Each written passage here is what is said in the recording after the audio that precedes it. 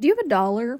Have you ever had a waitress just walk up to you with their hand out and ask, do you have a dollar? I did that quite a few times, actually, when I was a waitress. We are on to day number 21 of painting all days, every days, this entire calendar year. That's 365 days. And somebody said it. They're right. We've gotten a little too blue over the last several paintings, going into that winter theme we've been feeling. So it's time to bring some color in here. I'm going to do some winter birch trees with a little bit of snow. I'm going to make it very colorful to help break up all that blue.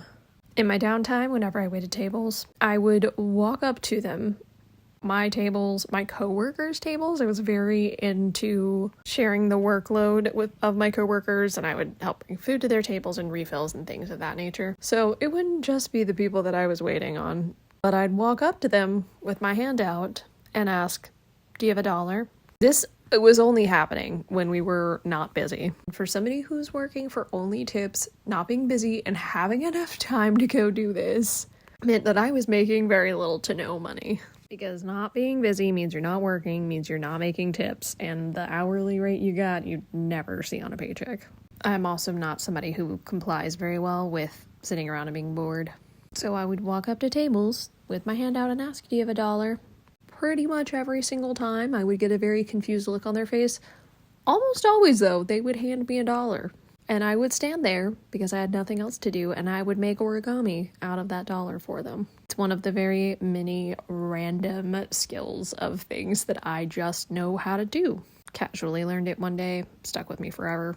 So I would fold them a little origami out of their money, and I would just set it down right in front of them and walk away, leaving them very confused, but usually pretty excited about their tiny origami money that they then felt like they could never ever spend, because that's super cool. And how often is somebody just going to randomly walk up to you and fold origami money for you? My favorite was to make a little elephant, and I would set it on the side of their drink and call it the drunk elephant. But I also would make t-shirts with ties and hearts, a couple other random things. I basically just ran around causing chaos everywhere I went. It was pretty fun. This definitely feels like a trust the process kind of painting, because up until right about now, in defining these trees, it looked like a lot of different random blobs of colors. Just everywhere. Colors blobbed.